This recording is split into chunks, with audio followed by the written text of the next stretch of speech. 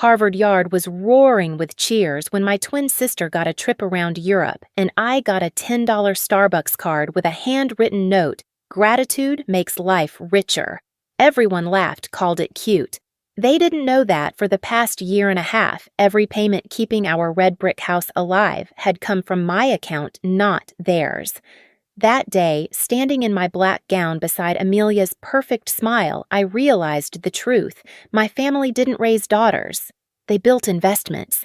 And when I finally stopped paying, they didn't lose money. They lost their masks. But that part, they never saw coming. When people talk about family, they picture Sunday dinners, shared laughter, and the smell of something warm coming from the oven. In the Morgan house, everything looked perfect: red brick walls, white door hydrangeas in the front yard. But inside, love had a dress code and I was always underdressed. Mom Diane loved presentation. Her smile could host fundraisers, her tone could end arguments.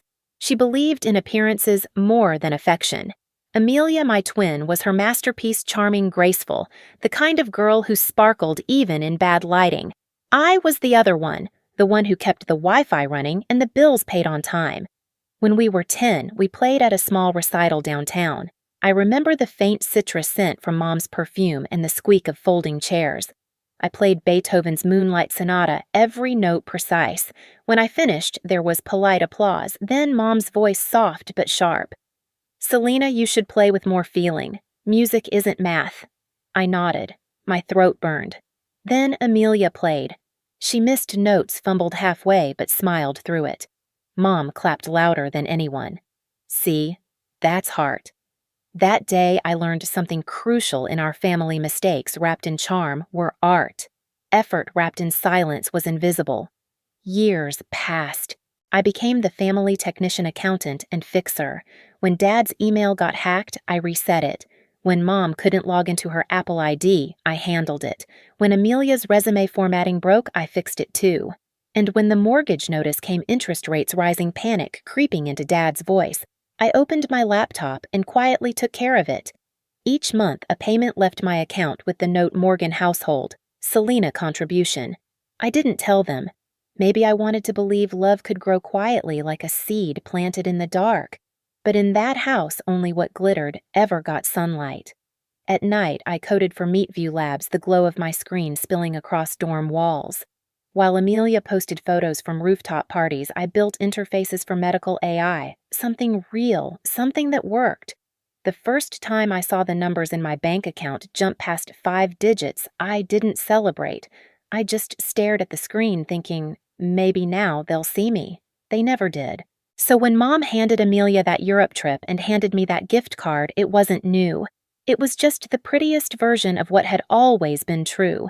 But something in me shifted that day, not loudly, not dramatically. It was quiet, like a door clicking shut. Graduation dinner was supposed to feel like an ending and a beginning.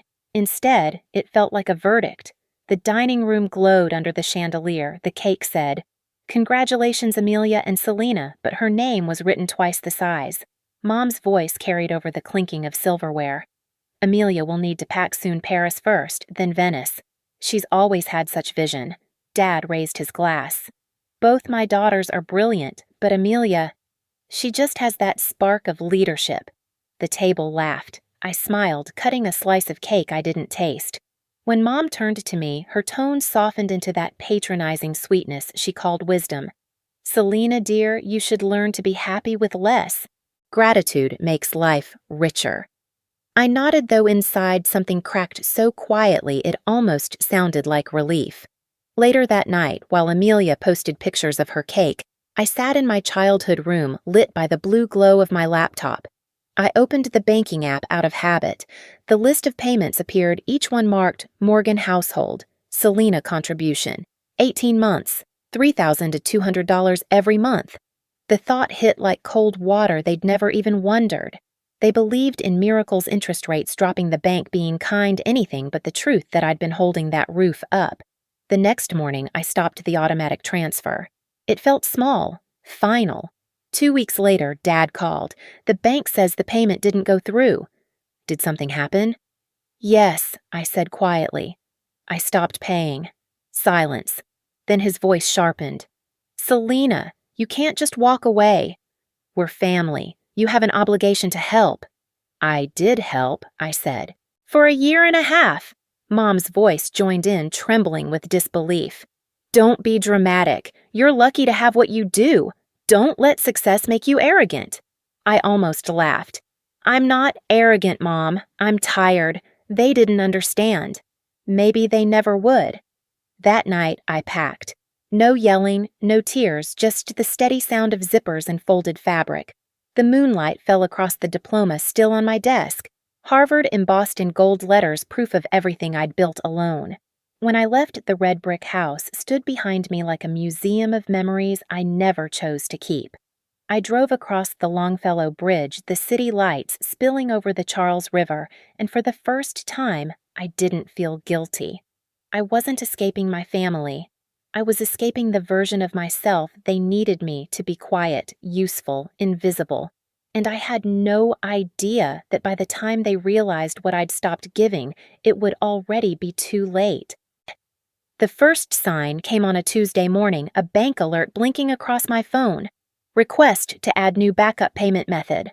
For a second, I thought it was a glitch. Then I saw the name Michael Morgan, my father. He hadn't called to ask. He'd simply tried to reconnect my account to their mortgage as if my money still belonged to the family by default. I sat very still, coffee cooling beside my laptop. Then I called the bank. The representative's voice was soft, almost apologetic. We just need to confirm, did you authorize this request? No, I said. Freeze the account. Log the activity. I want a record of every change. Calm came back to me, like muscle memory. I wrote down the case number, date, and time. Then I opened my laptop and created a new folder evidence. Inside it, I started gathering everything: payment confirmations, bank emails, call logs. I wasn't emotional. I was precise. Every file was a weapon polished in silence. 2 days later, I drove to Newton. The house looked the same, roses-trimmed porch light glowing, but the air inside was different, heavier.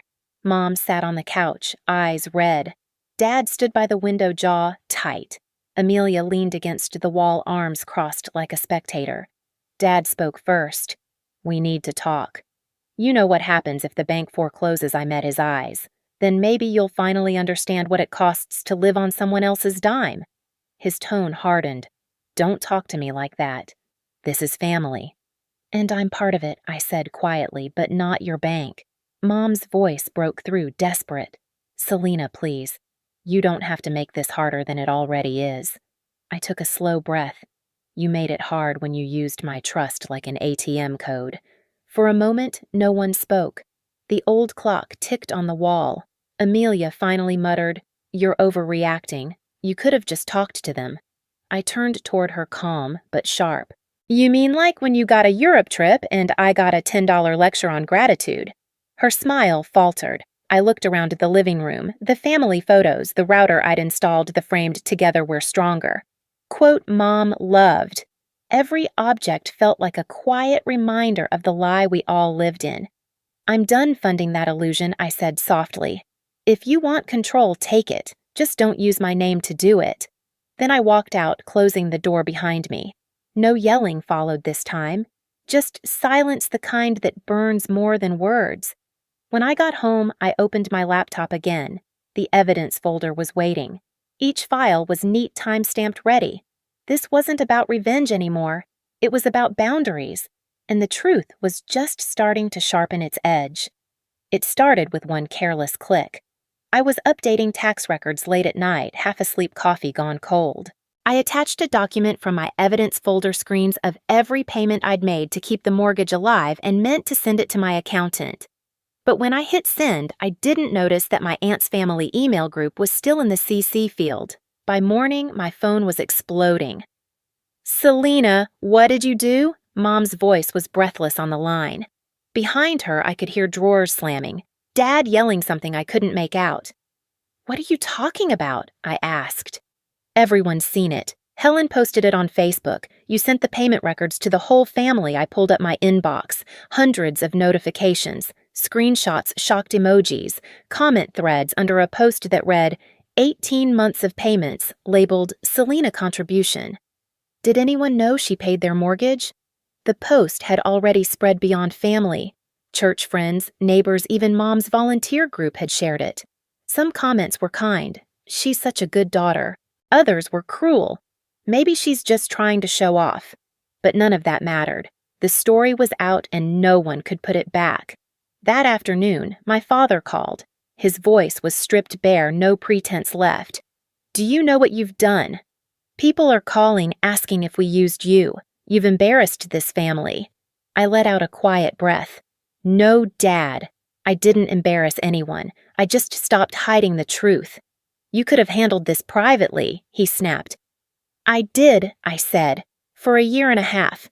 He hung up. Hours later, the local bank manager called him in for a meeting. The refinance application he'd submitted was flagged unstable payment history, the letter said.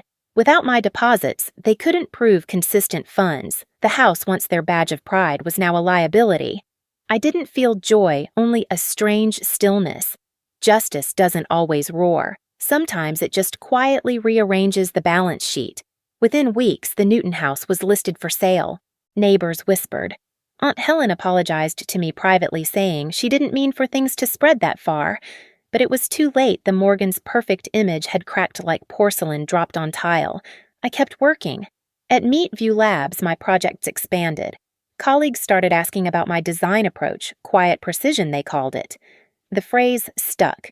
It became my compass. When an investor from the Harvard iLab reached out about a fellowship program, I hesitated before saying yes.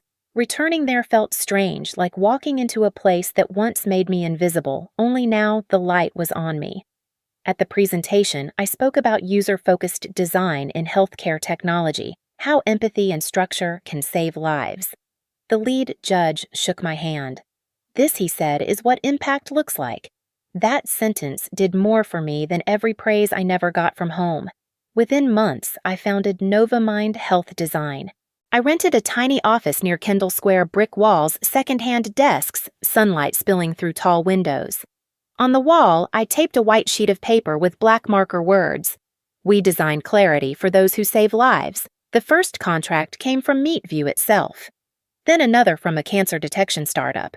Every invoice paid felt like reclaiming a piece of myself. And yet, late at night, I'd still check my phone sometimes, half expecting another message from Mom. It came sooner than I thought. Amelia texted first, "Mom's sick, Dad's depressed. They're losing the house. You did this." I read it twice before replying. "No, Amelia. They did." 2 days later, she showed up at my office. Same perfect hair, same designer coat, but her eyes looked hollow. She stood among the potted plants and prototype sketches, scanning the space like it contradicted everything she believed about me. "Mom can't sleep," she said softly. "Dad's falling apart." "If you'd just helped like before," I interrupted. "Like before when I paid quietly and they called it luck." Her lips trembled. "You've changed." "I had to," I said. "You only loved me when I was useful." For a second, she looked like she wanted to argue, but no words came. She turned and left her perfume fading down the hall. That evening, I drove past the old neighborhood. The red brick house stood dark, a for sale sign planted in the lawn. Through the window, I saw boxes stacked where laughter used to echo. I parked for a minute, hands on the steering wheel, watching the light from the street lamps paint gold stripes across the windshield. My chest didn't ache. I felt calm, like I'd been holding my breath for years and finally exhaled. The next day, the local paper ran a small-piece family home foreclosed amid mortgage dispute. I didn't read it twice. Weeks later, while preparing slides for a conference, I received an unexpected call from Mom. Her voice was small, cracked at the edges. "Selena, I just wanted to say I'm sorry." Those words had lived in my head for years, but I never thought I'd hear them out loud. "I know what I did," she whispered. "I treated you like a wallet, not a daughter. And now I see what that cost." I sat in silence, letting her speak. For once, she didn't fill the space with excuses. Finally, I said, "I forgive you, Mom. But forgiveness doesn't mean going back." She started to cry softly. "I just wanted you to know I mean it. I know I said, and that's enough." When the call ended, I turned off my phone and stared out the window. The city was glittering in winter light, the Charles River silver under the sky. They had lost the house that defined them, but I had built something that couldn't be foreclosed, my boundaries, my peace. Justice hadn't come with sirens or revenge speeches. It came in the quiet, the kind of quiet where truth finally breathes. I ran into Mom by accident one late winter afternoon. The Whole Foods in Cambridge was warm and bright against the cold outside, the air smelling of oranges and fresh bread. I was reaching for a bundle of bok choy when I heard it, her voice, trembling, fragile. Selena. I turned. She looked smaller than I remembered her coat, too big, hair streaked with silver. For a moment we just stared. Then she stepped closer, eyes glassy. I don't want to make excuses. I just want to say I'm sorry. Her voice cracked. I thought I was teaching you gratitude. I was teaching you how to disappear. I should have protected you, not the image of our family. I gripped the cart handle, feeling the cold metal against my palm. I already forgave you, Mom, I said quietly, but I'm not coming back. She nodded, tears sliding down her cheeks. I don't want you to. I just needed you to know I see it now. The store music shifted to Moon River. The same melody from our childhood recital, only softer, slower. For a moment, time folded. I wasn't angry anymore, just tired and free. When she reached out, I didn't pull away. I gave her hand a small squeeze. I hope you find peace, I whispered. She turned, walking toward the checkout. The gray coat hung heavy on her shoulders. I watched until she disappeared down the aisle. Outside, the air was sharp and clean. The city lights shimmered on wet pavement, and I realized forgiveness wasn't a doorback, it was a bridge forward. That night, I stood by my apartment window, a cup of tea warming my hands. Boston glittered beyond the glass, steady, alive, unbothered. On the wall above my desk hung two things, the framed $10 gift card from graduation and the certificate bearing Novamind Health Design. The card used to sting. Now it reminded me how far I'd come. I smiled, whispering to myself, gratitude doesn't mean bowing your head. It means knowing when to lift it. If you've ever walked away from people who loved what you gave but not who you were, know this, you're not alone. Share your story in the comments and hit subscribe. Because silence deserves a voice, and tonight mine finally has one.